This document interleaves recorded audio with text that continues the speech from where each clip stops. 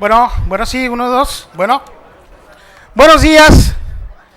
Buenos días, damas, caballeros, productores, gente que nos acompaña, productores de Sinaloa, productores de otros estados de la República, estudiantes, jóvenes, señoras, señoritas, bienvenidos al tercer y último día del programa de conferencias de Expoagro Sinaloa.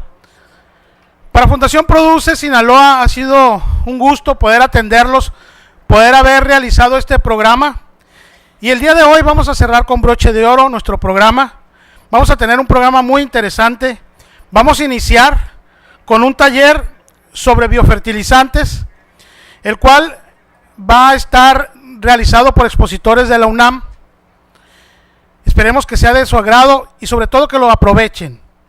También vamos a tener una plática sobre Jatrofa. Va a ser algo muy interesante de un proyecto que se hizo aquí en Sinaloa. Se hizo en Sinaloa, en Sonora y en Nayarit. Y van a observar ustedes y a conocer algo de los resultados de esta planta, que no nada más para biofertilizante, no nada más para biodiesel funciona. Asimismo, se va a presentar dos variedades de frijol y una alubia, que es resultados de proyectos de INIFAP, apoyados por Fundación Produce Sinaloa. Finalmente, y algo muy importante, se va a otorgar alrededor de las 2 de la tarde, se va a otorgar por primera vez el premio Produce, que otorga la Fundación Produce Sinaloa. El premio Produce va a ser la primera vez que se otorga a destacados investigadores que han aportado su conocimiento al agro sinaloense. En esta ocasión se entregará a tres investigadores. Al investigador Francisco Javier Navarro, por su trabajo en frijol, que fue el que de los pioneros. Se va a entregar también al ingeniero Franklin Rodríguez en frijol, igualmente con soya. Y a Rafael Salinas se le va a entregar a su familia. Se nos adelantó el año pasado, pero se le entrega este reconocimiento y este premio a ellos tres. Espero que nos acompañen hasta el final de la jornada de hoy, que en realidad es corta. Esperamos que esto sea de mucha utilidad para todos ustedes. Pónganse cómodos, estén listos, oídos atentos, aprovechen lo que vienen a informar y por favor, pásenlo a sus compañeros, utilícenlo en los campos. Empezamos de una vez. Adelante.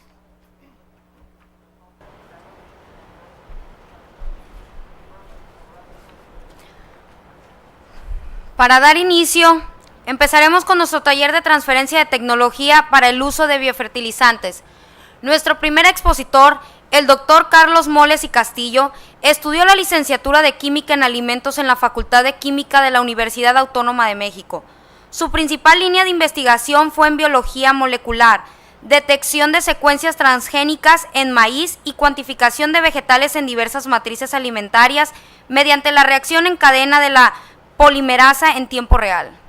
Trabajó por 4 años en el Programa Universitario de Alimentos, desempeñando diversas funciones, entre ellas analista químico, consultor técnico para proyectos de la industria alimentaria, asistente del Punto Nacional de Contacto Sectorial por el área de alimentos, agricultura, pesquerías, biotecnología y colaborador en diversos proyectos internacionales, financiados por el 7º Programa Marco de la Unión Europea. En la actualidad continúa en la UNAM, ahora en la Dirección General de Servicios Tecnológicos de la Coordinación de Innovación y Desarrollo como coordinador, en donde la planeación y ejecución de proyectos de investigación es la actividad preponderante. Dentro del área agroalimentaria ha coordinado proyectos de diversas índoles, siendo las más recientes: Número 1. Talleres de transferencia de tecnología para el uso de biofertilizantes en 8 estados, en el marco del Programa de Uso Sustentable de Recursos Naturales para la Producción Primaria 2011 en la Secretaría de Agricultura, Ganadería, Desarrollo Rural y Pesca y Alimentación, que es SAGARPA, del Gobierno Federal. Y número 2, realización y edición de un manual para productores y técnicos en el uso de biofertilizantes. Número 3, el proyecto en curso, promoción y transferencia de tecnología para el uso de biofertilizantes mediante la impartición de talleres e instalación de parcelas demostrativas en 16 estados en el marco del Programa de Sustentabilidad de los Recursos Naturales 2013 de la Zagarpa de Gobierno Federal. Es por ello que vamos a invitar al expositor, el doctor Carlos Moles y Castillo, para que pase al frente y tome asiento mientras continuamos presentando a los demás compañeros expositores. Bienvenido. Nuestra siguiente expositora, la doctora Marta Guadalupe López Guerrero. Ella es bióloga de formación, egresada de la Facultad de Ciencias de la UNAM.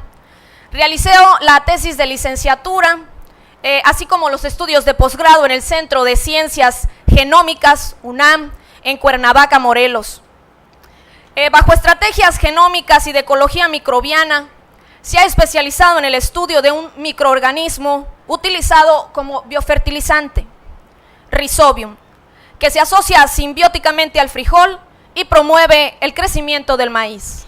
Los resultados del trabajo realizado en el Centro de Ciencias Genómicas han sido publicados en artículos científicos y de divulgación y presentados en congresos nacionales e internacionales. Por parte de estos resultados se presentaron en el 2010, durante la celebración de la UNAM del Año Internacional de la Biodiversidad, el evento La Milpa, Baluarte de nuestra diversidad biológica y cultural. Durante 2 años ha participado en los proyectos de transferencia de tecnología para el uso de biofertilizantes, en colaboración con las fundaciones Produce, COFUPRO y Zagarpa, y participó en la elaboración y edición del Manual Teórico Práctico para el uso de biofertilizantes, resultado de este mismo proyecto. Recibamos con un fuerte aplauso a la doctora Marta Guadalupe López Guerrero.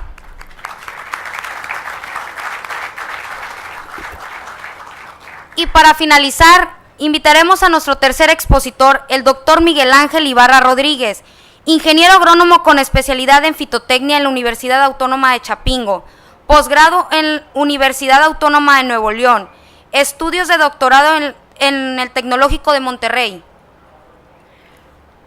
15 años de investigación agrícola en INIFAP, 10 años director de campo experimental del Tecnológico de Monterrey, 5 años consultor en el área de biofertilizantes. Recibamos a nuestro tercer expositor, el doctor Miguel Ángel Ibarra Rodríguez.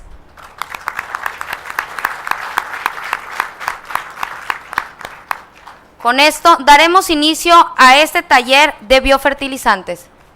Un aplauso para ellos. Iniciamos.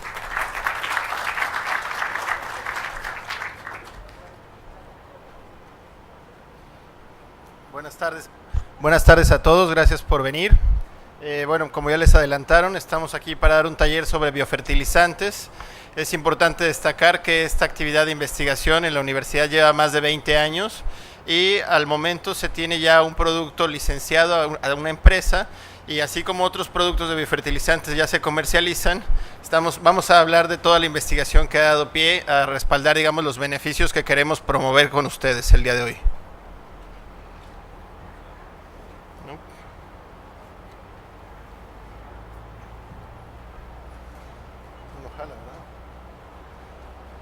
Muy bien. En el marco del programa de sustentabilidad, como les mencionamos hace un momento, están varios actores. En este proyecto estamos hablando de Zagarpa, COFUPRO, UNAM, las fundaciones Produce estatales, los productores cooperantes y las empresas productoras de estos productos. En este taller, en este tercer ciclo, vamos a tener 16 estados participantes.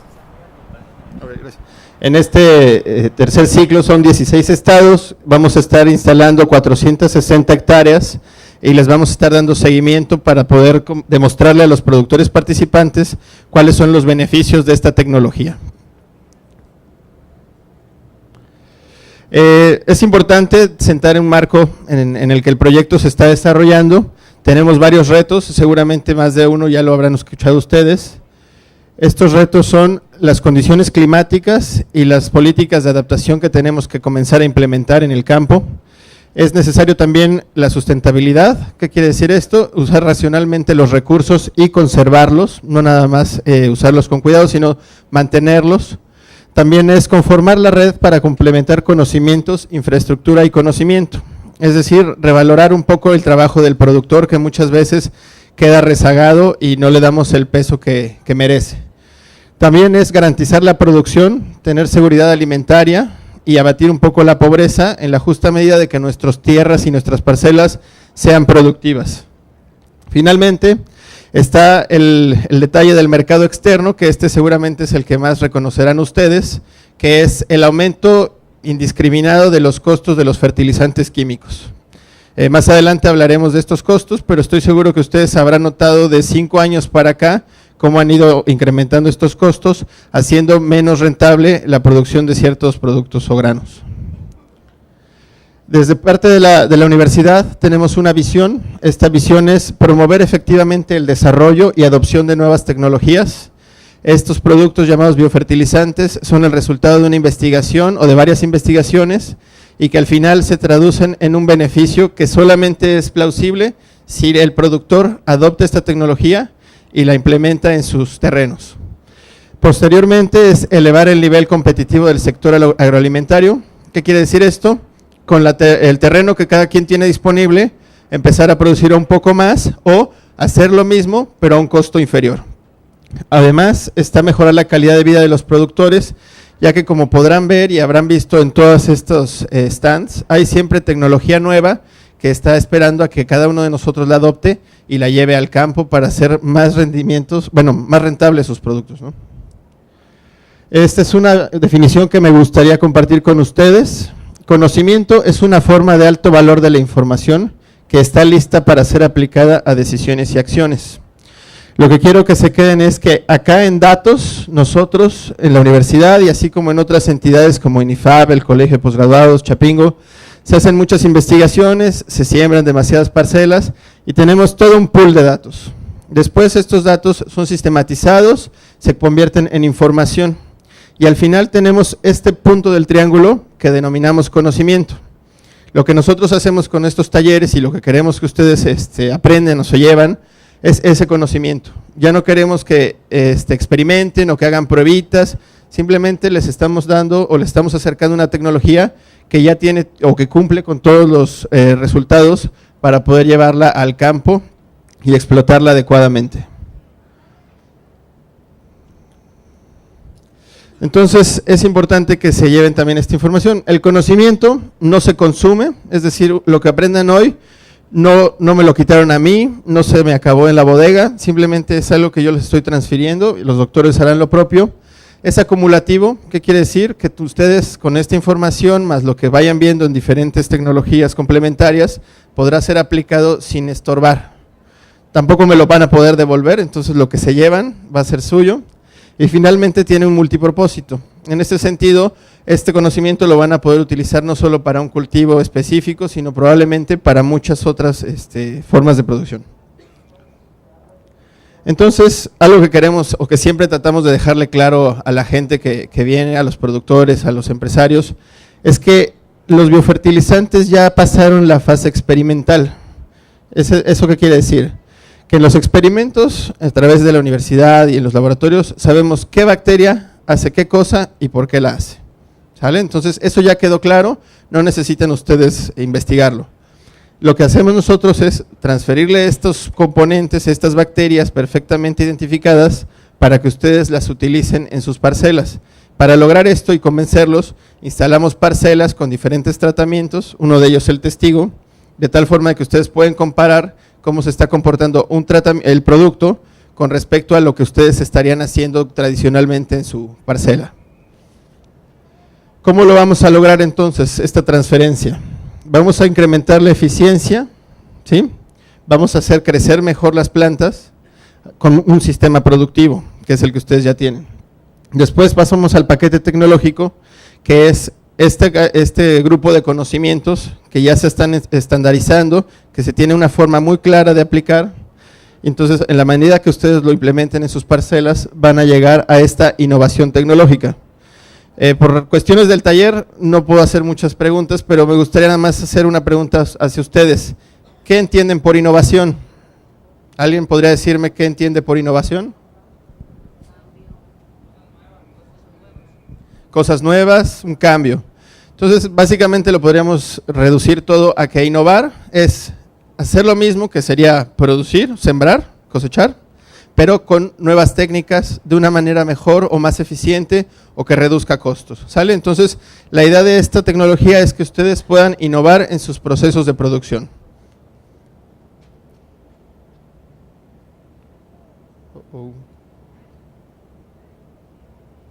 Creo que ya me salí, ¿no?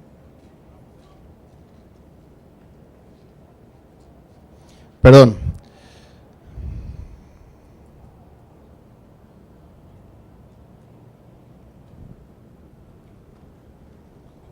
¿Le podrían dar la que sigue, por favor? Bueno, entonces, en resumen, este proceso de innovación tiene muchas características. Tampoco es simplemente, aquí está el paquete, aplíquenlo y listo, ¿no? Tenemos que tener cierta conciencia sobre los detalles del proyecto. Es complejo porque hay muchos actores, hay muchos niveles de información que se tienen que intercambiar, pero tenemos también las barreras de comunicación. No sé ustedes aquí cómo lo hacen, pero hemos estado en otros estados donde todavía quemar el cultivo, o sea, los rastrojos y todo lo que queda, es una práctica muy común. Por ejemplo, en Chiapas todavía se quema, ¿no? Entonces, son barreras que hay que ir quitando poco a poco, pero con información. Entonces, esos son detalles de este proyecto que nos han costado luego mucho trabajo, pero que hay que ir batallando poco a poco. Entonces, en resumen, lo que yo quiero que ustedes entiendan es que este proyecto lleva a cabo un proceso en el cual los actores conocen lo que son los biofertilizantes, sus ventajas y sus beneficios de utilizarlos en la producción. Y a partir de parcelas demostrativas que se instalan en conjunto con las fundaciones Produce y productores cooperantes, promovemos la adopción de esta tecnología. Los biofertilizantes permiten producir lo mismo, pero con ahorros de capital, reducción de costos, mejora de la calidad, principalmente de la proteína de los granos, y reducción de los impactos medioambientales. Esto ya será tocado a detalle por los doctores más adelante.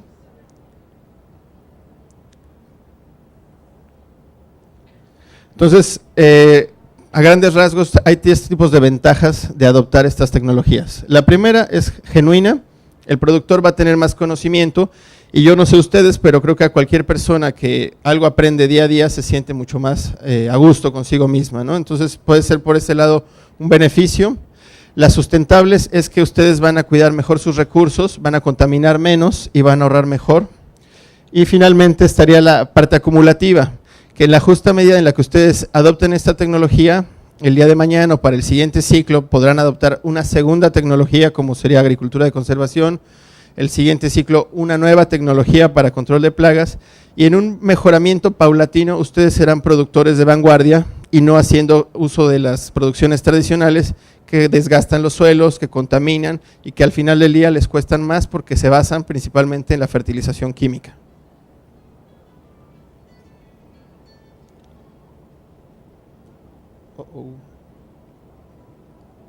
Entonces, ya para cerrar, yo les diría que los componentes de estos talleres que estamos impartiendo tienen el curso taller, que es más o menos lo que estamos haciendo el día de hoy. Después se hace un establecimiento y seguimiento a parcelas demostrativas. En el estado de Sinaloa se instalaron 100 hectáreas de frijol. Después se hacen días de campo y recorridos para ir constatando cómo se están comportando los tratamientos con respecto del testigo. Finalmente viene la cosecha, que es analizar los resultados, ver el costo-beneficio de cada uno de estos tratamientos para definir cuál fue exactamente el beneficio, ¿no? Yo me ahorré 50 pesos, produje 500 kilos de más, tuve que darle un trabajo con plaguicidas, etcétera, ¿no? Y finalmente difundiremos los resultados. Esto está previsto que sea por ahí de marzo. Ahora, la exposición, que sería ya entrar en materia de biofertilización, estará a cargo de la doctora López y del doctor Ibarra, y pues los dejo en sus manos.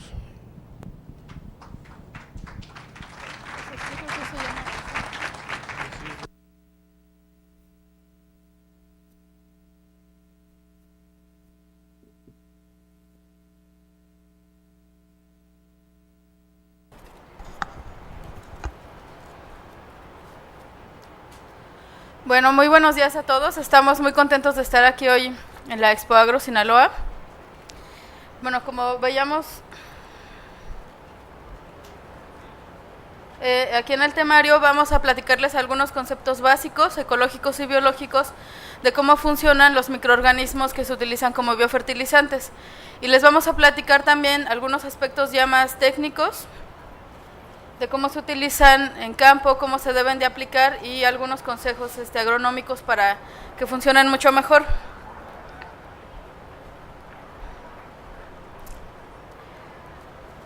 Aquí tenemos una definición un poco técnica de lo que son los biofertilizantes. Son productos tecnológicos porque están basados en investigación científica. Al momento ya hay universidades y centros de investigación que han desarrollado mucho trabajo en este sentido, y los productos que se están usando durante este taller, durante este proyecto, son productos que ya se probaron experimentalmente. Por eso es que las parcelas son demostrativas, porque nosotros ya sabemos que tienen efectos benéficos. Algo muy importante que tenemos que hacer énfasis es que los biofertilizantes están basados en microorganismos vivos. Más adelante vamos a ver algunos otros tipos de fertilizantes orgánicos que pueden confundirse a veces con estos productos, y entonces por eso tenemos que aclarar que la base, el componente principal y más importante son microorganismos que están vivos, que se van a asociar a las plantas y que por su metabolismo van a promover el crecimiento vegetal. Algunos de los productos que se manejan contienen millones de bacterias o contienen las esporas de hongos en cantidades suficientes para colonizar las raíces de los cultivos. Tenemos una palabra allá abajo que dice inoculantes. Los biofertilizantes son sinónimo de inoculantes. ¿Y qué significa inocular? Significa poner en contacto al microorganismo con la planta. Nosotros, por ejemplo, nos inoculamos cuando alguien está enfermo, que tiene alguna infección o tiene gripa y nos estornuda. Eso también se puede denominar inocular. Nos está poniendo en contacto directo con un microorganismo.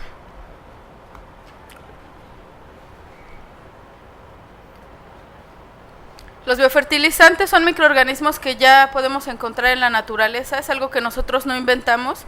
Únicamente estamos aprovechando las capacidades que estos tienen para promover el crecimiento vegetal. Prácticamente todas las plantas se asocian a microorganismos que pueden promover su crecimiento mediante diferentes mecanismos que vamos a ver ahorita más adelante.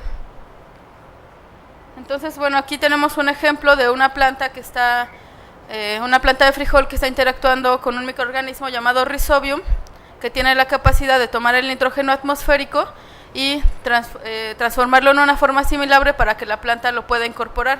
Esa es una gran ventaja de este microorganismo. Fíjense la capacidad que tiene de hacer una fijación biológica del nitrógeno. El nitrógeno que está presente en el aire y que es para todos, lo absorbe este organismo y se lo traspasa, se lo da a la raíz de la planta para que estimular el crecimiento. Entonces es una manera biológica de hacer crecer las plantas. Aquí tenemos otro ejemplo de una raíz de una planta que está interactuando con un hongo micorrícico. Ay, se fue. Ok. Es muy sensible.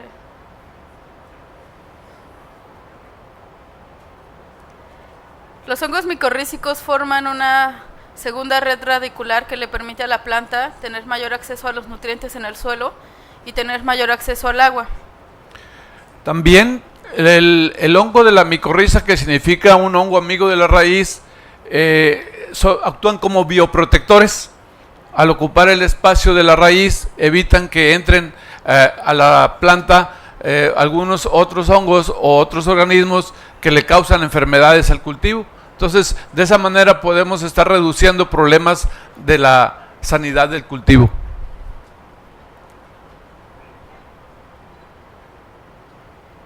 Muy bien, entonces ya ahorita de manera un poco más detallada les vamos a platicar de 3 microorganismos que se utilizan de manera más común como biofertilizantes. Estos son los hongos micorrícicos o micorrizas, Azospirillum brasilense y Rhizobium.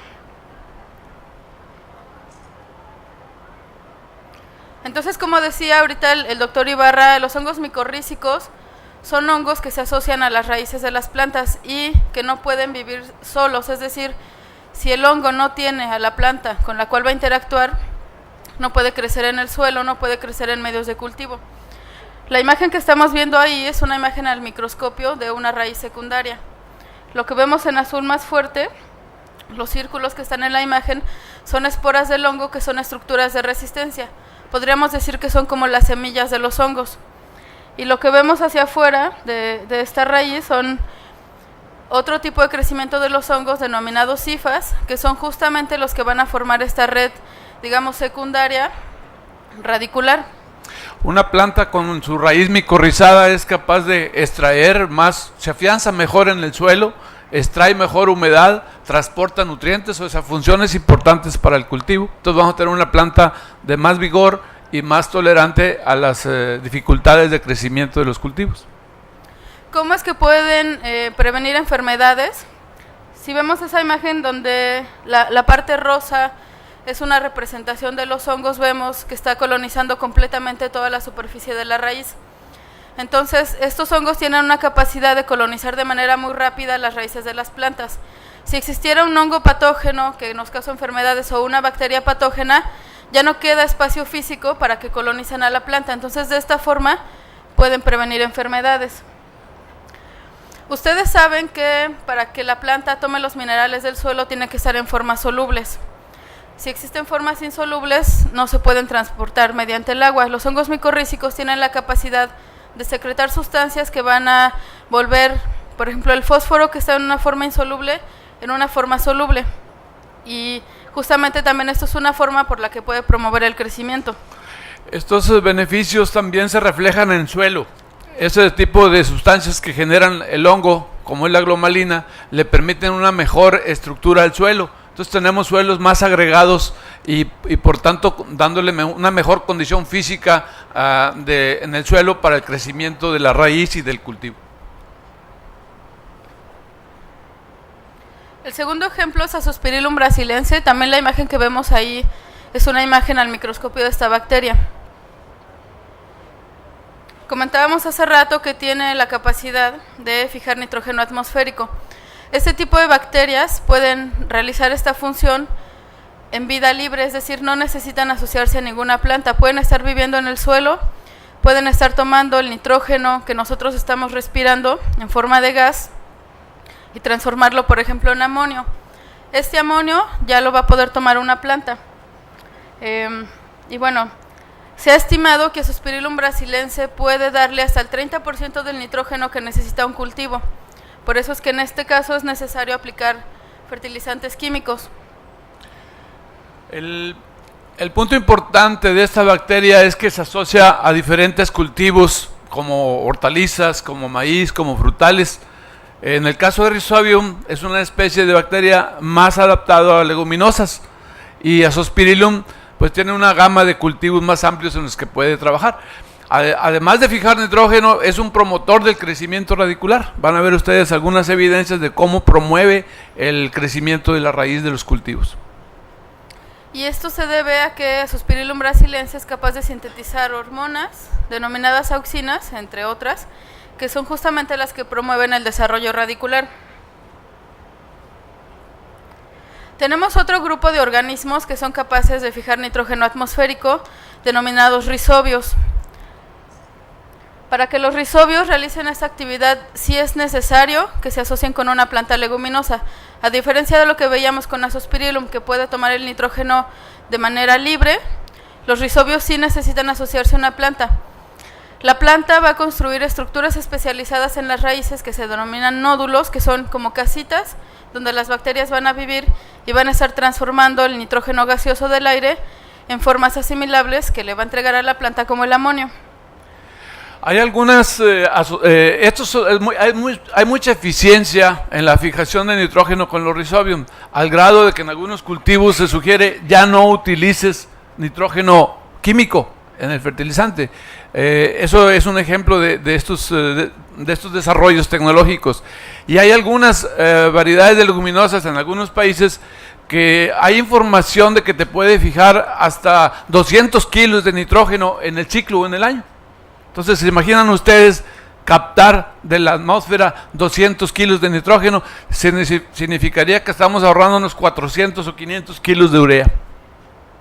En este caso sí se ha estimado que los rizobios pueden dar el 100% del nitrógeno que nuestro cultivo necesita.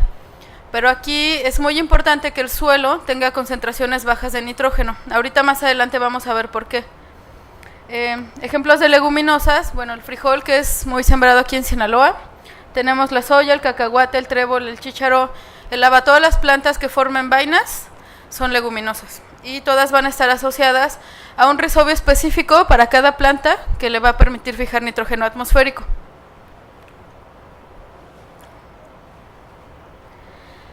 Voy a tomar la oportunidad aquí, ya que estamos hablando de los rizobios, de platicarles un desarrollo tecnológico en la universidad. Esta imagen que vemos aquí son 4 plantas de frijol. Vemos que hay una planta que no tiene fertilizante químico.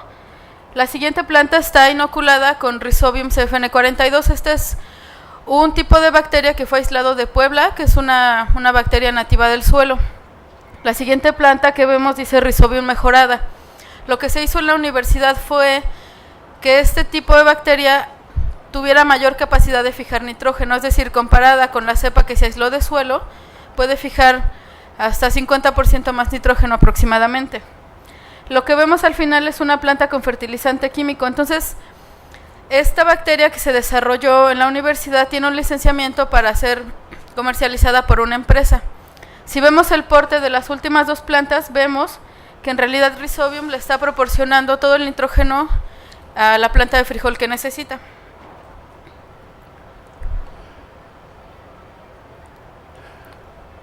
Bueno, este cuadro que tenemos ahorita presenta resultados en particular de cuando se inició en México la promoción del uso de los biofertilizantes. Estamos hablando del año 2000.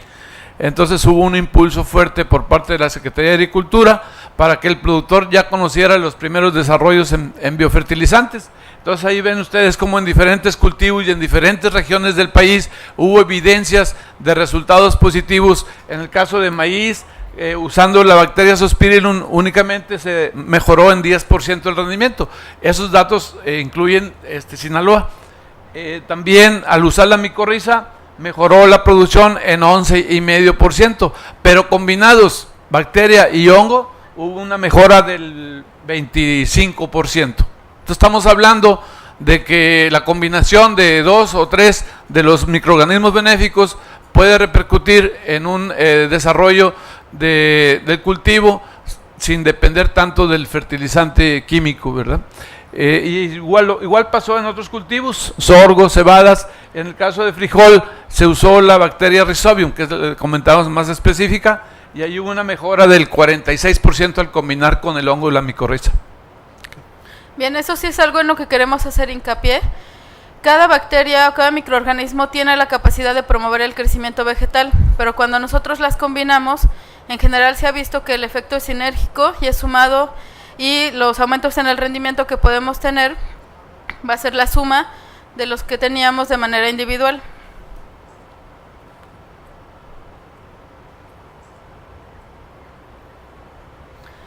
Muy bien, les hemos mencionado que el uso de los biofertilizantes generalmente va acompañado de una disminución del fertilizante químico, y esto tiene varias razones. La primera es porque se aumenta la actividad biológica. Ahorita vamos a ver un poco más en detalle cada punto. Se disminuye la contaminación ambiental que generan los fertilizantes químicos. Elimina la dependencia de estos productos, ya que son productos que no son renovables, que ya no producimos en México y que se están agotando. Y al disminuir el uso de fertilizantes químicos, pues esto va a generar un ahorro para el productor. Bueno, estamos manejando, dándole la idea del beneficio de los biofertilizantes, y se señala que debemos de aprovechar el máximo de su potencial de beneficio, reduciendo un porcentaje del fertilizante químico para que se propicie las funciones importantes de los microorganismos. Entonces aquí tenemos, por ejemplo, que que al tener la mayor actividad biológica de estos microorganismos, pues como vemos se promueve el crecimiento de la raíz, se promueve el desarrollo de las hifas del hongo, en el caso de la micorriza. Entonces tenemos una raíz de mayor crecimiento comparada con aquella que si seguimos nutriendo a nuestros cultivos solo químicamente, ¿verdad? Entonces tendríamos un suelo con mayor actividad biológica y respuesta de la planta a esas funciones de los microorganismos benéficos, ¿verdad? Cuando nosotros agregamos de manera artificial los nutrientes que nuestros cultivos necesitan, lo que va a pasar con los microorganismos que estamos agregando es que se van a morir porque dependen de lo que la planta le dé. Si la planta siente que tiene todo el alimento, no va a invertir para darle comida a las bacterias o a los hongos. Y entonces por eso es que se recomienda la reducción, porque se ha visto que la actividad biológica benéfica de los microorganismos aumenta cuando nosotros quitamos fertilizantes químicos. Y es muy claro en esta imagen, donde se ve que cuando ponemos 50% de químico más biofertilizantes, la cantidad de raíces que tenemos comparada con una planta que sí fertilizada con el 100% de químico es considerablemente mayor.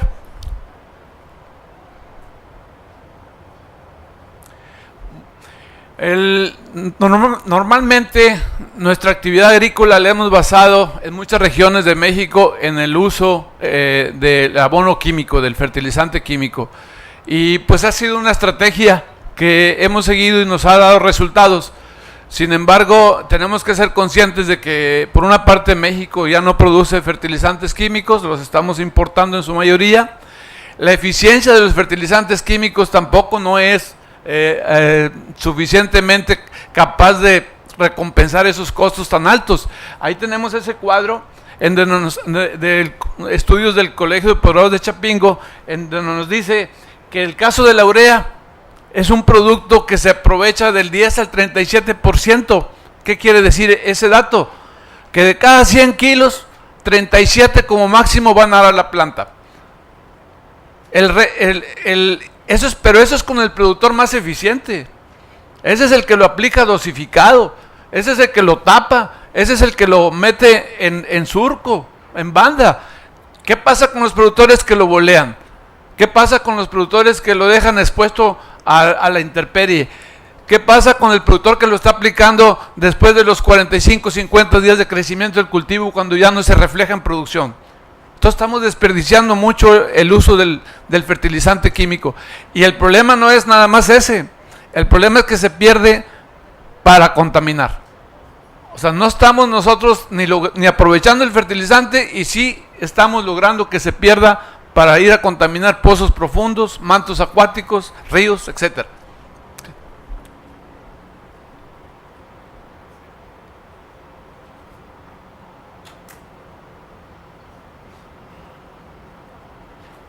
Esta es la curva de crecimiento de los costos del caso de la urea. Ahí hay datos del 2000 al 2009. Pasó de costar 1.600, 1.800 pesos tonelada a costar 5.500, creo que ahorita anda alrededor de 5.500, 6.000 pesos, ¿verdad? Y eso es porque aumentó el petróleo, eso es porque cambió el tipo de dólar, porque la estamos importando, porque aumentó el flete, etcétera, y esas tendencias no creo que se reviertan en el corto plazo. Entonces estamos sujetos como productores a utilizar un insumo bastante caro y cada vez fuera del alcance de los agricultores. Sí, en el caso de los fertilizantes nitrogenados, nosotros dependemos del petróleo, ya sea como materia prima o como fuente de energía. En el caso de los fertilizantes fosfatados, nosotros dependemos de minas de donde se extraen. Nosotros en México no tenemos esas minas y sí se estima que en menos de 50 años estas minas se van a agotar. Eso significa que este fertilizante fosfatado se va a ir haciendo cada vez más escaso y por lo tanto más caro. Y es ahí donde queremos pues enfatizar que debemos de dejar de depender cada vez menos de los fertilizantes químicos y adoptar tecnologías que nos permitan tener una producción, digamos, más natural.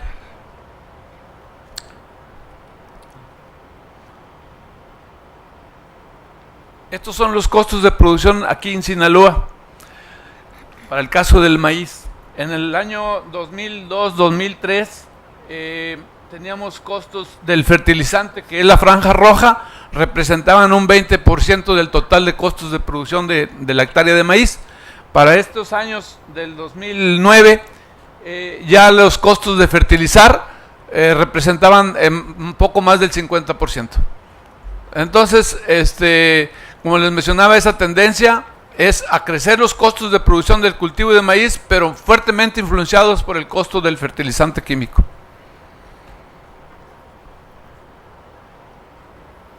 Con un pequeño resumen de esta parte, terminamos, digamos, con los aspectos ecológicos y biológicos de cómo los microorganismos promueven el crecimiento. En general, ya sabemos que incrementan el rendimiento, porque tenemos un mejor crecimiento.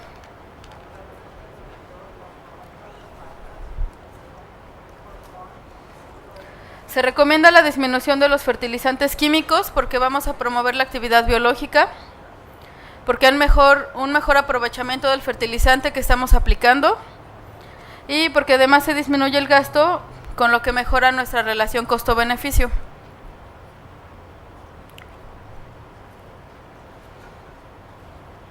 Como les comentaba Carlos al principio, todo este programa pues obedece, aquí hay una demanda cada vez más alta de manera mundial de alimentos que se producen de manera más sana.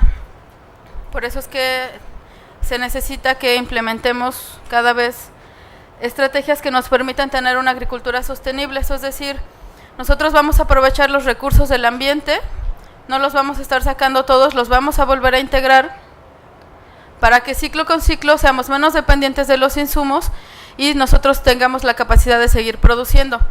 Hay muchas estrategias, además del uso de biofertilizantes, que además pueden estar combinadas, como la agricultura de conservación, la agricultura orgánica y otras estrategias como la rotación de cultivos, que nos va a permitir que nuestro suelo siga siendo un sistema productivo, que siga siendo un sistema sano, que a ustedes les genere pues una ganancia, pero que además sepamos que dentro de muchos años vamos a seguir teniendo alimentos. Nuestro suelo, pues, es la capacidad productiva que tiene nuestro suelo depende de las prácticas que nosotros realicemos. Entonces, si nuestro suelo lo hemos castigado con un exceso de labranza, de laboreo, que está erosionado, si lo estamos castigando con el abuso de químicos, de fertilizantes químicos, con el retiro de las materias orgánicas de las pajas, pues seguramente estamos haciendo una agricultura muy dependiente de la fertilización química y cada vez más dependiente, es como adictivo. Entonces necesitamos revertir esa tendencia, involucrar la actividad biológica, involucrar el aprovechamiento de materiales, abonos orgánicos, para que dependamos menos del fertilizante químico para que nuestro cultivo tenga buenos rendimientos. Los biofertilizantes, cabe señalar aquí que se maneja ese término muy ampliamente. No podemos confundir a un biofertilizante con una composta. Una composta es un abono orgánico, pero no tiene biología, tiene microorganismos, pero no están diferenciados por tener una cepa seleccionada por sus funciones. Lo que tiene un abono orgánico o una composta es principalmente materia orgánica y tiene microorganismos, pero no están diferenciados dentro de su composición. Y un biofertilizante se caracteriza por tener millones de bacterias de una cepa seleccionada específicamente para que se reproduzca y colonice el suelo, que se sostenga en el suelo, que se reproduzca y que colonice la raíz, ¿verdad? Entonces es diferente el concepto, son muy complementarios. O sea, podemos utilizar compostas, abonos y también biofertilizantes, pero son productos diferentes.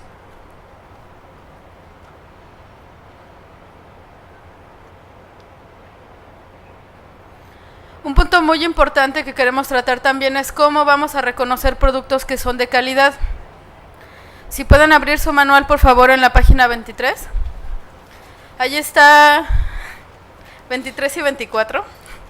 Allí está un listado mucho más extenso de lo que les estamos presentando aquí, de todas las características que ustedes deben de buscar en un producto.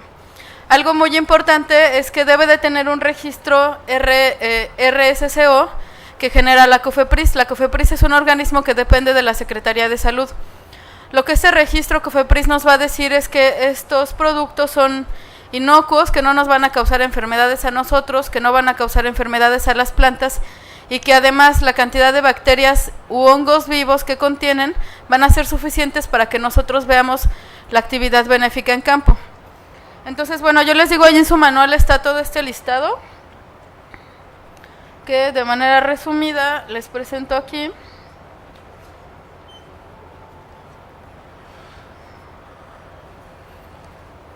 Muy bien, algo muy importante es que los empaques de los productos que ustedes vean deben de tener los datos del fabricante, deben de tener un número de contacto, deben de tener una fecha de caducidad, deben de tener, si no en el empaque, en un manual anexo, deben de explicarles cómo funcionan, las recomendaciones agronómicas, la dosis que se debe usar dependiendo del cultivo.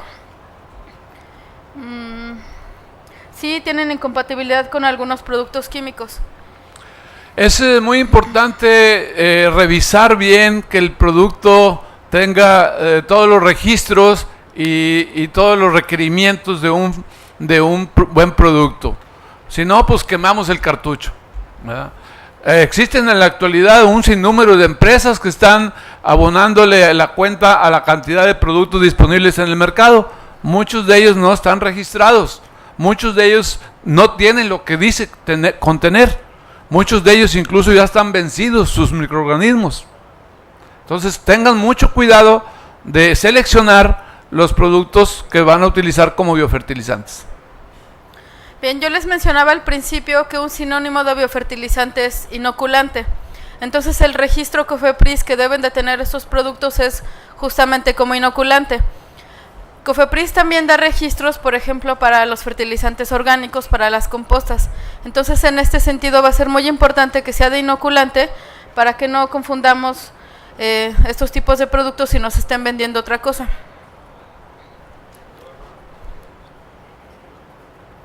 Muy bien, entonces vamos a pasar a ver algunos ejemplos de resultados positivos al utilizar esta tecnología. Vamos a ver cómo se manejan y cómo se aplican. Y finalmente vamos a ver algunas recomendaciones para el manejo agronómico. Todo lo que les hemos estado platicando ahorita también viene mucho más detallado en el manual, que fue justamente el trabajo que realizamos nosotros el año pasado, para que tuvieran este material y que condensa todo lo que consideramos que es mucho más importante para entender este tema. Bueno, hoy tenemos el comportamiento del maíz cuando las franjas del centro, cuando se le deja la mano de Dios. O sea, un maíz chaparrito, un maíz amarillo, un maíz de poca producción. Esa es la condición de la mayor parte de nuestros suelos.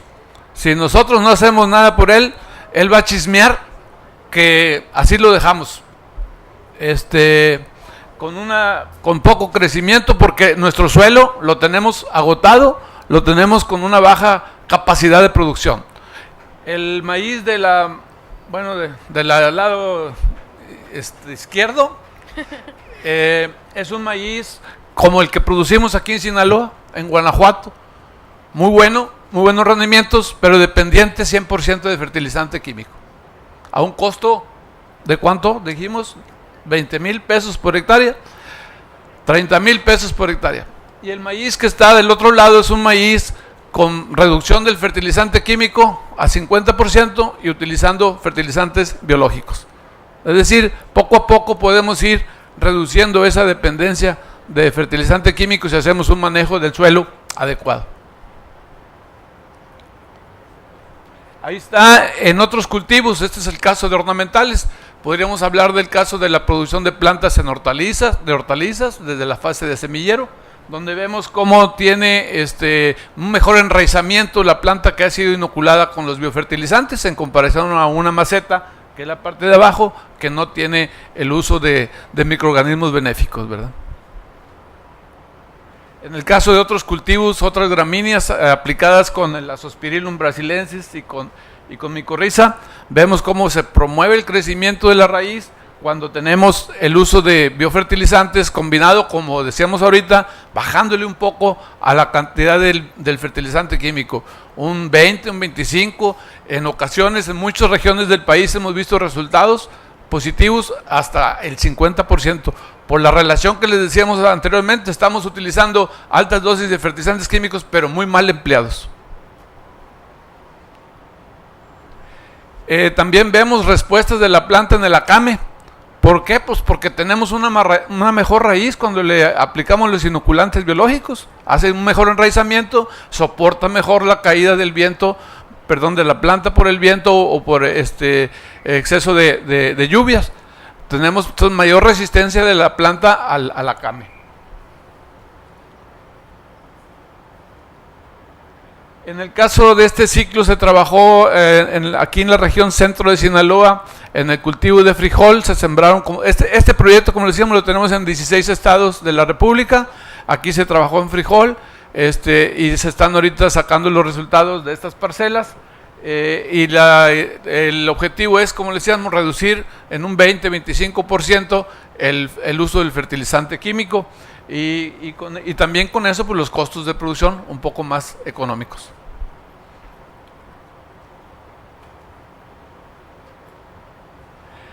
Les mencionaba que hemos observado beneficios en el rendimiento, resultados de un 10, un 15% en la mejora del rendimiento a pesar de usar menos fertilizante químico.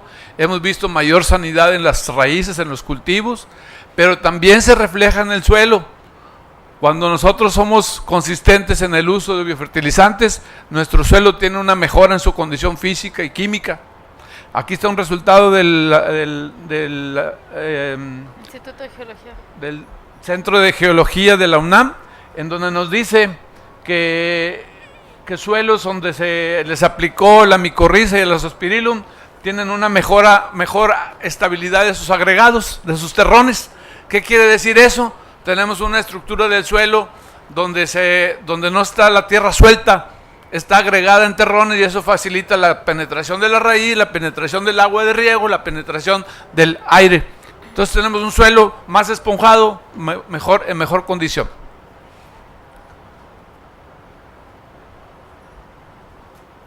Este dato es en un suelo vertisol, es un suelo pesado, donde también se probaron los biofertilizantes y se vio que al principio tenía un porcentaje de porosidad, o sea, qué tanto aire debe existir en el suelo para que se pueda reproducir la biota, los microorganismos y las raíces, y vemos que después de aplicar los productos biofertilizantes se mejoró hasta en un 15% la cantidad de poros, de espacio poroso en el suelo.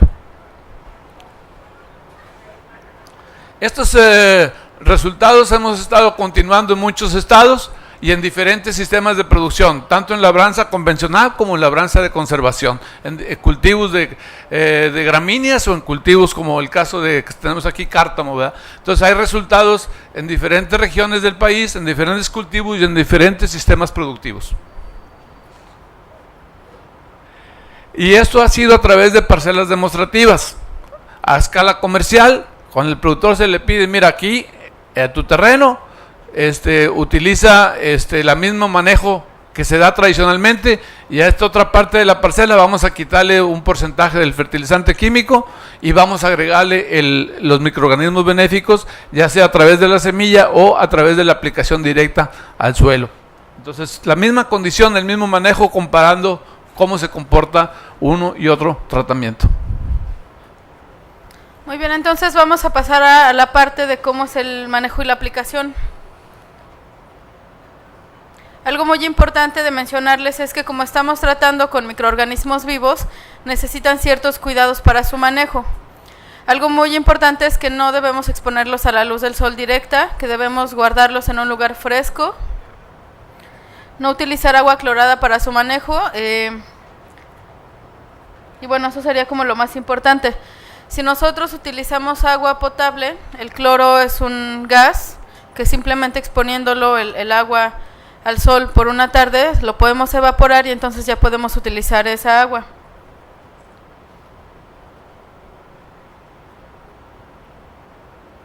Esta es una forma sencilla. Debo de decir que los biofertilizantes están evolucionando. Los primeros tipos de biofertilizantes que salieron a mercado son las presentaciones de la micorriza en arcilla, donde vienen las esporas del hongo, o el caso de la Zospirillum y el Rhizobium, pues venían en presentación de turba, o sea, del pit moss que se utiliza en los viveros para la producción de plántulas, para que se conservara la humedad. Ahora ya existen presentaciones granuladas, existen presentaciones líquidas, entonces va evolucionando el tema de la fabricación de los biofertilizantes, con la tendencia de hacerlo más práctico al productor, más sencillo. Si tiene un equipo, un dosificador de sembradora con botes de granulados, pues tener ese tipo de productos. O si tiene una aspersora que aplique los abonos en forma líquida al suelo, pues tener también la presentación líquida. O el productor que tiene sistemas de riego con cintilla, que lo puede incorporar a través del sistema de la cintilla, ¿verdad? Entonces, este tipo de tratamiento de semilla se refiere a hacer la inoculación antes de la siembra. Generalmente viene un adherente, para pegar el producto a la semilla, se humedece la semilla con el adherente, con el pegamento, y después se le agregan los biofertilizantes, que decíamos puede ser bacteria y hongo, y se mezcla la semilla para que toda ella quede garapiñada. Esto se hace unas horas previas antes de la siembra, a la sombra, y tener la semilla ya preparada para que el día de mañana que voy a sembrar, ya esté mi semilla con el inóculo de la bacteria y del hongo.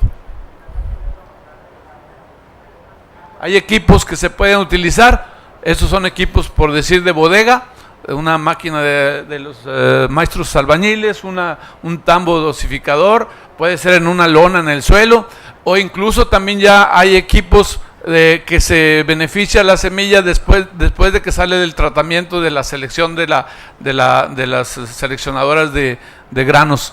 Entonces ahí al final podría haber ese tratamiento de la semilla. Cuando compran ustedes semillas, por ejemplo, de alfalfa importada, esa ya viene con un inóculo de una cepa específica de Rhizobium para alfalfa, y viene con un tratamiento de ¿cómo se llama?, de arcilla, para que no se le pierda, que viva ahí el microorganismo pegado a la semilla por 1 o 2 años. La tendencia, como le digo, está cambiando y encontramos ya semillas tratadas con los inoculantes de cepas específicas para los cultivos. Bueno, como les decía, son productos vivos, y la idea es que ese producto que viene por millones de bacterias en cada gramo, esas bacterias lleguen vivas al suelo. Esa es la idea, que lleguen vivas y que se multipliquen, que se reproduzcan en el suelo y que colonicen la raíz. Si no logramos eso, pues vamos a perder el efecto de los biofertilizantes. Entonces yo tengo que procurar hacer todo el tratamiento de tal manera que sobrevivan las bacterias, los hongos, y que se puedan multiplicar en mi suelo, para que tener una colonización efectiva. Entonces lo tengo que hacer a la sombra, unas horas previas a la siembra, y tratar de que la semilla quede bien inoculada, bien tratada, como garapiñada con los inoculantes antes de sembrar. Esa es la diferencia de una semilla con y sin tratamiento del inoculante en la semilla, ¿verdad? Entonces se fijan cómo viene limpia y luego queda bien impregnada de los tratamientos biofertilizantes. Cabe hacer una mención muy importante. El productor muchas veces se queja de que no le nace igual la semilla. Se pierden detalles importantes, como son que se seque bien la semilla antes de meterla en los botes, y lo otro es calibren su sembradora con la semilla inoculada, porque luego tratamos la semilla y dejamos la sembradora igual, como si fuéramos a sembrarla limpia, y esas semillas son muy diferentes, tienen un desplazamiento, una velocidad de movilización dentro de los botes de la sembradora diferentes. Igual también, incluso si es de vacío la sembradora, es otra densidad que tenemos ya en esa semilla. Entonces vamos a calibrar nuestros equipos con la semilla ya tratada. La aplicación también puede ser en el caso de hortalizas al momento de su trasplante al campo. O sea, yo preparo una solución, un caldo de los productos, y lo aplico en forma de mochila o con aspersora de aguilón, y lo voy dirigiendo al suelo. ¿Por qué? Porque estamos aplicando un organismo que va dirigido a asociarse con la raíz. No lo voy a aplicar a las hojas porque lo pierdo con los efectos del sol. No es un fertilizante foliar, es un inoculante que va a colonizar la raíz. Lo hago en horas frescas de la tarde y lo hago en una etapa temprana del cultivo para que pueda tener la influencia en el desarrollo radicular. Ahí está la preparación del caldo, como les decía, como los sustratos a veces son sólidos, es arcilla o es pin moss, hay que cribarlo porque si no va y me da lata, al momento de estarlo aplicando me tapa las salidas, ¿verdad?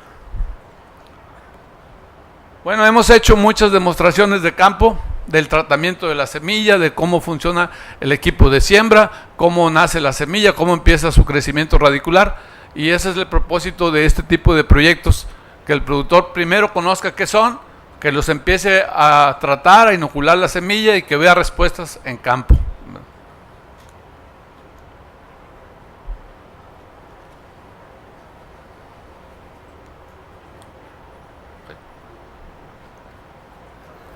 Muy bien, entonces a manera de resumen, ¿por qué los biofertilizantes representan una alternativa en la agricultura? Pues ya les platicamos que tienen la capacidad de promover el crecimiento vegetal y que además si va acompañado con una reducción del fertilizante químico vamos a potenciar este efecto. Lo que esto va a generar es que ustedes ahorren al disminuir el fertilizante químico y además como estamos produciendo más, pues entonces su ganancia va a ser mayor. Al disminuir la cantidad de fertilizante químico, la contaminación generada también va a disminuir, contaminación que nos afecta directamente a nosotros. Otras ventajas que tienen es que son de bajo transporte, son de bajo costo en comparación con los fertilizantes químicos, son de fácil manejo, como ya vimos ahorita algunos ejemplos, y como bien mencionaba el doctor Ibarra, la tendencia es que la tecnología vaya mejorando para que estos productos sean de más fácil manejo cada vez. Y bueno, finalmente, pues como tenemos un mejor aprovechamiento del mismo fertilizante químico que estamos aplicando, o de los recursos que ya están en el suelo, pues el tipo de agricultura que vamos a realizar, digamos, tiende a acercarse a lo sustentable.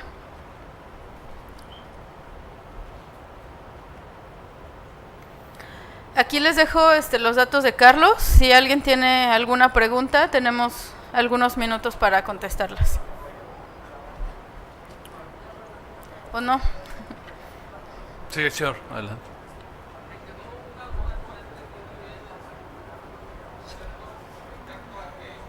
Ahí está. A ver, un momentito, ahí le van a dar para que oiga la gente, el público, la pregunta, ¿verdad? Sí, buenos días todavía, creo. Mi nombre es Octavio Duarte. Me quedó una duda con respecto a la exposición que nos presentaron aquí los maestros. Con respecto a por qué las compostas no se consideran como biofertilizantes, comparándolo pues con las micorrizas, ¿sí? Y otros microorganismos que ustedes están trabajando. Si sabemos pues que las compostas, el proceso de degradación es a través precisamente de la acción microbiana, ¿sí? Sí. No sé, aparte de lo que es pues que mediante esta investigación que ustedes realizan, que se comprueba fehacientemente la acción benéfica sobre el desarrollo de los cultivos y que les permite obtener pues el registro ante las instituciones necesarias para poderlo comercializar. Pero un productor rural que puede desarrollar sus propias compostas, su humus de lombriz, el bocachi, por ejemplo, que también sabemos que hay millones de microorganismos. Es un complejo microbiano en donde no únicamente hay Rhizobium, ¿sí? O micorrizas, sino que hay infinidad de otros microorganismos que también tienen una acción degradativa y que forman también sustancias que son benéficas para el desarrollo de las plantas. Okay. Sí, mencionábamos que las compostas, lombricompostas, los abonos biológicos, son muy importantes para la agricultura y que traen biología, pero no está controlada. O sea, no tenemos una certificación de qué cepa es de la Zospirillum brasilensis, no tenemos una certificación de o qué Rhizobium tiene. Tiene alguna variedad de Rhizobium probablemente, pero no tiene ninguna identificación o certificación de que esa cepa fue seleccionada específicamente para las funciones de las que aquí hablábamos, y que están en las proporciones en que se tiene en este tipo de productos, están más, por decir, más concentrados. Las compostas son complementarias. Nosotros podemos mejorar la calidad de las compostas si le agregamos esta biología. Son complementarios, ¿verdad? Sí, sí. Buenos días, soy Luz María y mi profesión es química. La verdad los felicito, están en mi línea energética, pudiera decir, ¿no? Mejorar todo, mejorar bolsa, mejorar suelo, mejorar mentes, ¿no? Sobre todo poner a la mano alimentos sanos, creo que es nuestro objetivo. En cuestión de biofertilizantes, ustedes hablan de un fertilizante y que las bacterias sean específicas, ¿no? Yo creo que por algo se empieza. Aquí en Sinaloa hay mucha gente que está haciendo biofertilizantes, que si no tienen una bacteria específica, el biofertilizante que están haciendo, creo yo, porque me consta que están bien hechos. ¿En qué sentido? Ellos toman una muestra después de que esté el producto terminado, el biofertilizante, y lo mandan a analizar. Ellos que tienen desde Bacillus subtilis, desde actinomicetos, desde pseudomonas benéficas, y yo creo que eso es buen inicio. Sí. O sea, si no tienen una especificidad que es Azospirillum o algo, y también se han encontrado, yo creo que es de gran ayuda para el medio ambiente contar con biofertilizantes de este inicio. Para mí, creo yo, ¿verdad?, que al menos está llena la sala y es muy importante, estamos en el inicio de un cambio. Ojalá y sigamos, no nomás en biofertilizantes, sino con extractos vegetales y utilizar muchos insectos benéficos. Ya los químicos, ya creo yo, ya están llenos las bolsas a las transnacionales y seguimos llenando bolsas de las transnacionales, pero ya basta tanto niño en Sinaloa lleno de leucemia. Yo es lo único que tengo de comentario. Así es, existe una tendencia cada vez más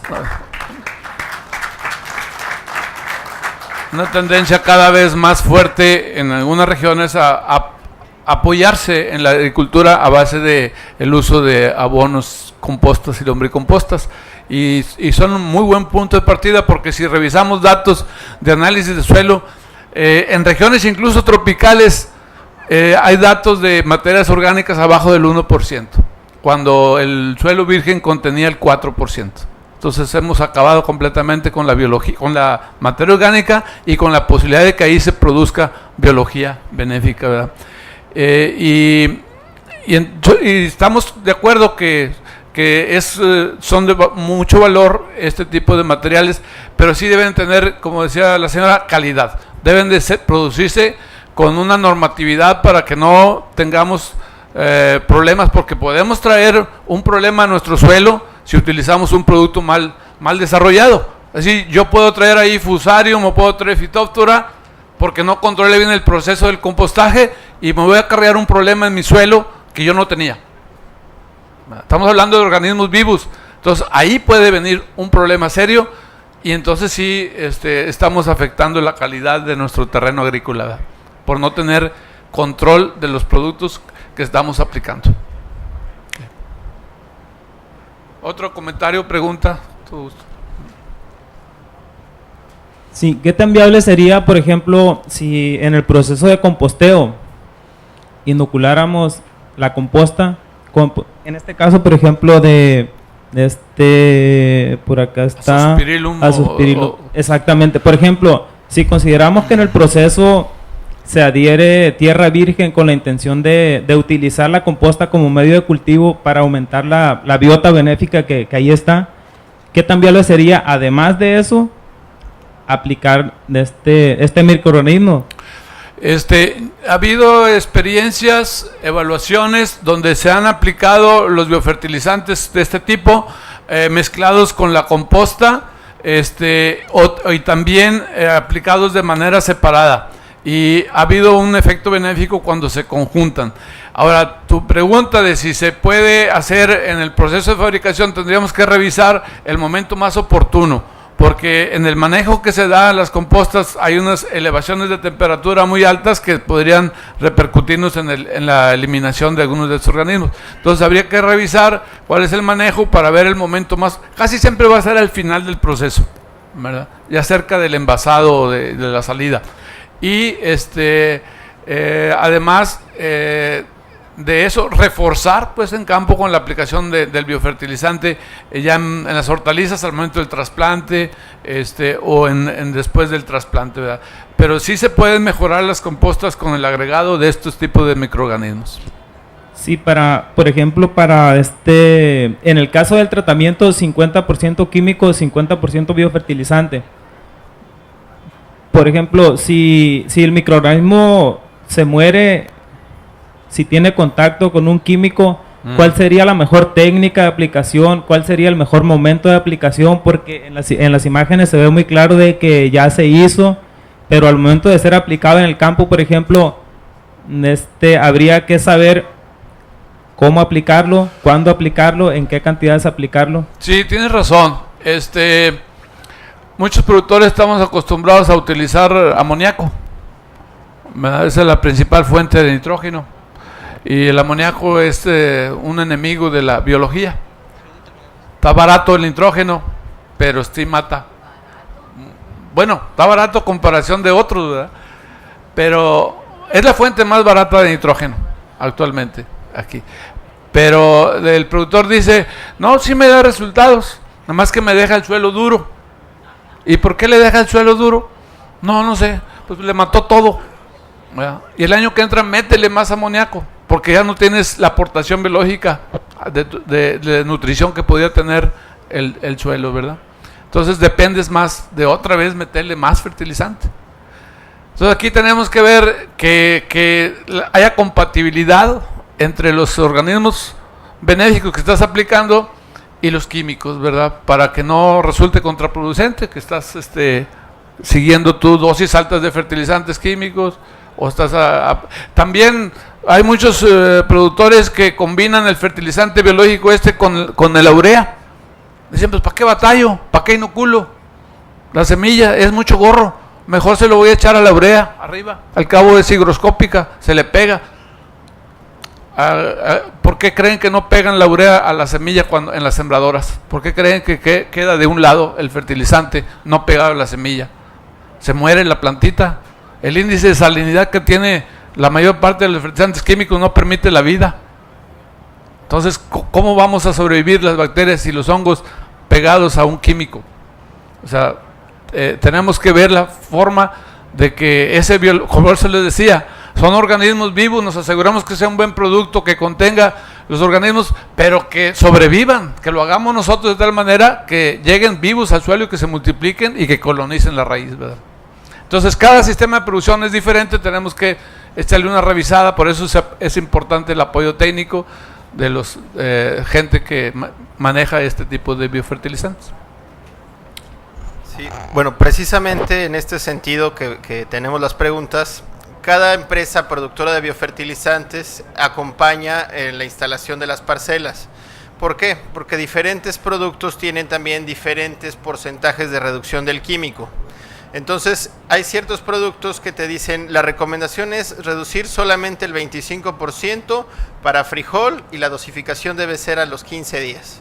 Luego tenemos otros productos que es solamente inocular en semilla y listo, ¿no? Entonces, dependiendo del producto, también es muy importante que ustedes busquen el acompañamiento de un técnico de la empresa, porque de esta manera la empresa ya tendrá validados estos productos para ciertos cultivos. Entonces va a ser muy fácil que ustedes tengan un paquete tecnológico y no anden descubriendo o tanteándole, ¿sale? Entonces, seguramente acá afuera en la expo habrá más de un producto de biofertilizantes. Una muy buena pregunta que le pueden hacer es, ¿qué dosis de fertilización química puedo reducir yo? ¿O hasta cuánto tú me garantizas con este producto que voy a tener un rendimiento esperado? ¿Sale? Entonces, la empresa te dirá, yo te recomiendo máximo 30% en frijol de esta variedad, y ya probamos acá en Sinaloa en palmitas, ¿no? Entonces, de esa manera ustedes también tienen certidumbre de que el producto que se están llevando ya fue validado, como les explicamos al inicio, ¿sale?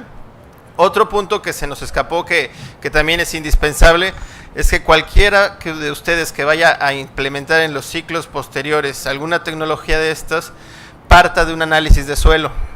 El análisis de suelo es indispensable para conocer cuál es el estado basal, qué se le necesita echar de nitrógeno, si necesita fósforo o si solamente es cuestión de meter una bacteria que lo solubilice porque ya está disponible, y de esa manera ustedes van a tener más herramientas para ahorrar dinero. Muy bien. Gracias. No sé, ¿alguna otra? Sí, adelante. Una duda. ¿Algún día podremos obtener un cultivo de alguna gramínea que sea producido 100% con biofertilizantes? O sea, tengo entendido que leguminosa sí se puede, pero alguna gramínea, algún maíz, algún trigo, que sea solamente con biofertilizante, no mezclándolo con fertilizante químico. Por ahí vemos una foto de un maíz sin fertilizantes, la franjita más chaparrita amarilla. Esa es la situación de muchos de nuestros suelos. O sea, ¿qué hemos hecho con nuestros suelos? Como decíamos, dependientes de puro fertilizante químico. No hemos abonado su materia orgánica, hemos quemado, hemos erosionado. Entonces, la capacidad productiva que tienen nuestros suelos, eso da un maicito de 2 toneladas o 2 toneladas y media. Entonces, ¿qué tenemos que hacer como productores para no depender de fertilizante químico? Pues ir mejorando nuestros suelos desde el punto de vista químico, físico, biológico, ¿verdad? Entonces, es lo que decíamos, yo tengo que aportar materia orgánica, tengo que aportar compostas, pero bien hechas, tengo que aportar biología a mi suelo. Todos esos factores es una fertilización, nutrición integral, ¿verdad? Y la tendencia debe de ser bajarle al químico poco a poco. Yo no me atrevo a decir, quiten el químico y metan puro biofertilizante desde mañana. ¿Por qué? Porque nuestro suelo no está preparado para eso. Tenemos que ir preparándole su capacidad de producción para que tengamos buenos rendimientos, pero que no sean a base de puro inversión de fertilizante químico.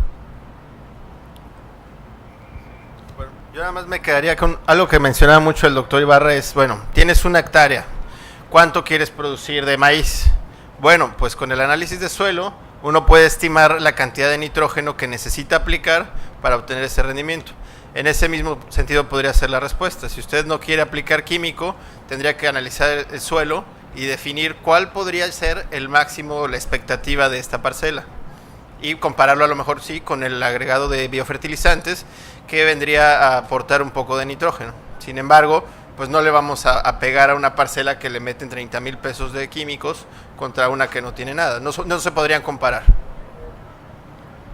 Sí, en el caso de las gramíneas, yo les comentaba que hay estimaciones de que Azospirillum o los fijadores libres de nitrógeno solamente pueden aportar el 30% como máximo. Entonces, no va a ser suficiente utilizar solo biofertilizantes y, como mencionaba el doctor Ibarra, se tienen que utilizar otras estrategias como poner materia orgánica adicional. Buenas tardes. Sí, el rango de pH de una mejor adaptación, el pH del suelo. Los organismos, como las bacterias, pueden vivir de 5.5 a 8.5 en el suelo, ¿verdad? 5 a 8,5, pero tienen su óptimo en 7, 6,5, 7. Entonces, no pensemos que estos biofertilizantes son biorremediadores de problemas en el suelo. Si nosotros tenemos un problema de salinidad o de pH en nuestro suelo, hay que utilizar otras estrategias para corregir esos problemas.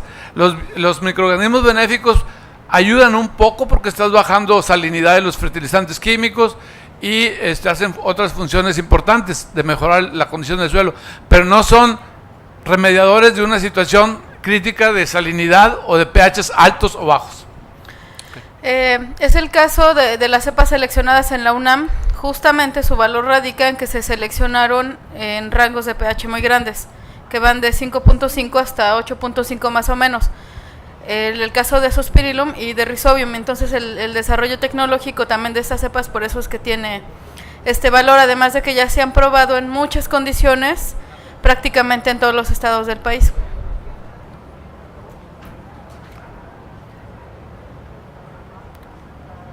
Hay una idea también de muchos productores de que las cepas de la bacteria y las cepas del Rhizobium y las cepas de la micorriza tienen que ser específicas para mi suelo, para mi rango de pH, para mi rango de salinidad, etcétera. Pero es muy difícil que podamos tener un producto para cada tipo de condición, ¿verdad? Entonces, tenemos que ser amplios en el uso de los productos. En Brasil, en Argentina, se utilizan para millones de hectáreas una cepa de Rhizobium, ¿verdad? Entonces tiene que ser una cepa de amplia adaptación para que, pero ¿saben qué ventaja tienen? Les cuesta 50 pesos la dosis por hectárea. Pues deme 2, ¿verdad? Si eso me cuesta, pues yo le meto, no me causa ningún problema. Si no me resulta, pues gasté 50 pesos, deme más, ¿verdad? Entonces es una práctica común en la manejo de la agricultura intensiva de los países en Sudamérica, específicamente más en el cultivo de soya. Sí, para tener una idea de el tamaño de la siembra de soya en Brasil, donde utilizan biofertilizantes, es el total de hectáreas que nosotros sembramos en México. O sea, bueno, sí es un país mucho más grande que el nuestro, pero esto sí nos habla de la cantidad de hectáreas sembradas, que ha sido un proceso paulatino, digamos como de 30 años para acá, donde toda la soya que siembran ya tiene biofertilizantes, y les decía, bueno, esto es prácticamente toda la superficie de siembra de nuestro país. En el caso de las semillas de maíz que nos venden, ya traen un tratamiento químico ahí. ¿Qué tanto afecta ese tratamiento? O si las queremos usar, las tenemos que lavar o qué hay. Sí, esa es una pregunta muy frecuente de los productores, porque cada vez más se les vende un paquete de integrado. A ver, aplica esta semilla, pero ya viene tratada con poncho, con este o con el otro. Entonces, sí, entonces es una protección que tienen las semillas para cuando realmente exista un problema en el suelo, ¿verdad? Ahí en ese caso, las defensas que nosotros tenemos para cuidar la viabilidad, de revisar que exista, por eso señalaba, se tiene que ser específico, la compañía te tiene que advertir si tu organismo, si la bacteria o el hongo resisten X número de productos agroquímicos. Hay que revisar ese dato, con qué está tratado, ¿verdad? Porque hay algunos fungicidas que solo atacan algunas estructuras del hongo, a lo mejor a las esporas no, ¿verdad? Entonces tendríamos que revisar el producto con el que está tratada la semilla y ver las especificaciones del fabricante contra qué es compatible y cuál es sensible. Hay tablas de comparación. Y por otro lado, ¿cómo te defiendes tú si no tienes esa información? Pues duplica la dosis, métele el doble. Entonces forras la semilla con más producto y el que se puede echar a perder es el que queda en contacto directo con la semilla. Otra estrategia es hazlo ya para sembrar, para que tenga el menor contacto posible con la semilla. La semilla la puedes tratar y te puede durar 15 días ahí en el costal a la sombra, en una condición fresca. Si te llueve y que no te dejó sembrar mañana como la tenías previsto, tienes todavía 10, 15 días para que puedas utilizar esa misma semilla tratada. Pero si tenías ese tratamiento, yo ya no le puedo confiar los 10 o 15 días, porque lo estás poniendo en contacto directo con un agroquímico. Otra forma de sacarle la vuelta es, bueno, duplicaste la cantidad de producto. Otra forma es, bueno, lo aplico al suelo, como veíamos ahí. Yo no puedo vivir sin ese poncho, pues entonces me voy a aplicarlo a las primeras etapas, el biofertilizante.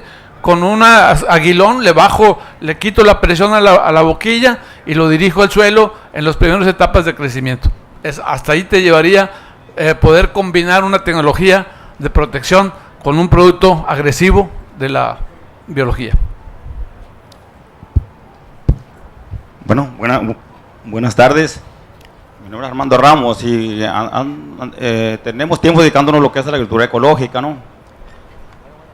Los productos que están usando a nivel comercial, ¿ya? Incluido esto que ustedes nos están presentando, de hecho es una buena alternativa para lo que se viene persiguiendo, producir sustentablemente y sobre todo pues minimizar costos. Entonces, en ese rubro yo siento que es muy benéfico y hay mucho avance. Donde yo veo que falta mucho por hacerse, ¿ya? Es en bajar esos niveles que tienen la tendencia los suelos a su pérdida de materia orgánica, mineralización de ellos mismos y pues sobre todo en la compactación. Entonces, en ese sentido yo siento que bueno, es algo en lo que estamos trabajando precisamente, en que se tiene que dar un giro de 180 grados, porque si nos dedicamos nomás a alimentar planta, bueno, hay muchas alternativas, algunas, como ya se mencionó aquí, productos eficientes, otros no tan eficientes, incluso lo mismo que se está dedicando ahorita a mercadear lo que son los productos orgánicos hechos en casa o por transnacionales. Bueno, está la limitante de que tan bien hechos están, algunos sí, como ya se comentó, se mandan a analizar, pero en muchos de los casos no, ¿verdad? Entonces, pero todos en la misma tendencia, alimentar el cultivo. Entonces, aquí el giro que se tiene que dar es en empezar a bajar esos niveles que nos están conduciendo a la degradación y a la fertilidad de los suelos. Entonces, ahí es donde yo siento que a nivel mundial se está haciendo nada o si acaso muy poco, porque en suelos, yo tengo conocimiento en suelos que tienen 20 años dedicados a la gramínea del maíz, incorporando los rastrojos, le hacemos los análisis de materia orgánica y están muy bajos y no se ha aumentado en 15, 20 años siquiera un punto porcentual de la materia orgánica. Entonces, de ahí que esos procesos, ¿verdad?, que nos da a entender que se está haciendo inadecuadamente un uso inadecuado de esos rastrojos, ¿verdad? No con dolo, simplemente por desconocimiento tanto del productor, de las compañías X, pero que sí pudiera generarse una solución, ¿verdad? Pero eso implica precisamente cambiar esas tendencias de uso, ¿verdad? No nomás incorporarlos y dejarlos, ¿verdad?, sino que darles el tiempo de procesamiento que ocupan los microorganismos. Aparte, pues ayudarles porque están muy mermados también en el suelo. Entonces, en ese sentido siento que hay mucho por hacer y es a lo que... Sí, ahí coincidimos. Ahí coincidimos. Gracias. Que la situación del manejo de nuestros suelos ha permitido su deterioro físico, químico, biológico sobre todo. Nunca estamos acostumbrados a hacer ¿Quién ha hecho un análisis microbiológico de su suelo? ¿Quién sabe cuántas esporas de micorriza tiene? ¿Quién sabe si tenga bacterias ahí benéficas en su suelo? Nadie sabemos. Lo más seguro es que estemos muertos en nuestro suelo, ¿verdad? Buenos para un baile del suelo, pero menos para agricultura. Perdón, yo llegué tarde a la plática y quería preguntarles, seguramente hablaron de la concentración de unidades formadas de colonias que debe tener azospirilo y micorrizas. ¿Me podría decir, por favor? Sí. Sí, no mencionamos el dato directamente, pero ahí en su manual, no sé si tiene uno, si no ahorita en la página 23, si no mal recuerdo, las unidades formadoras de colonia, en el caso de bacterias, deben estar arriba de 10 a la 8, y en el caso de los hongos, lo que nos reportan son esporas vivas, entonces se recomienda que haya más de 30 esporas vivas por gramo. Y el tiempo, una vez que entren en contacto con, el tiempo de almacenamiento ideal, ¿cuál sería? Es decir, yo tengo un producto que fue fabricado hace 6 meses o hace un año, la viabilidad tiene que ser esta para que pueda funcionar el producto, pero digámoslo así, eso lo da el fabricante, lo sé, pero sí, yo lo compro, tiene una fecha ¿cómo se dice? Caducidad. De elaboración, y ¿hasta cuánto tiempo lo puedo usar? Eso sí va a depender mucho de la empresa. Generalmente, si tienen una fecha de fabricación, depende del desarrollo tecnológico, hay productos que pueden estar hasta 2 años almacenados y todavía al usarlos vamos a obtener el máximo beneficio. Pero eso sí depende mucho de la empresa. Perdón, nada más para agregar, lo ideal es que se compre lo más cercano a la aplicación y usted tendría la garantía también de que el manejo de ese lote no ha tenido almacenaje en bodega, mucha temperatura, etcétera. Lo ideal es que se compre y si se tiene, no sé, de un mes o menos, ese tipo de productos son los que hay que utilizar. Evitar comprar los que ya tienen mucho tiempo en anaquel. Ok, perdón, nada más. Entonces, por ejemplo, yo compro un lote o compro esos productos y los puedo mandar a analizar con ustedes o con quién. Si yo bueno, se podría hacer, pero es más caro de lo que te convendría, ¿no? Entonces, aquí lo ideal es realmente confirmar con la empresa o incluso consolidar un pedido para que el pedido llegue directamente de fábrica a donde lo van a utilizar ustedes. ¿Sale? Pero si quieren enviar pruebas, pues no va a ser barato porque muchos de estos análisis están orientados más bien a otros detalles y no necesariamente a ver cuántos hay de viables. Pero sí hay laboratorios especializados en eso, no sería la universidad, pero se pueden hacer estos estudios. Ok, gracias. ¿Alguna pregunta más, comentario, reclamo? Bueno, si no, muchísimas gracias a todos y vamos a continuar con el programa.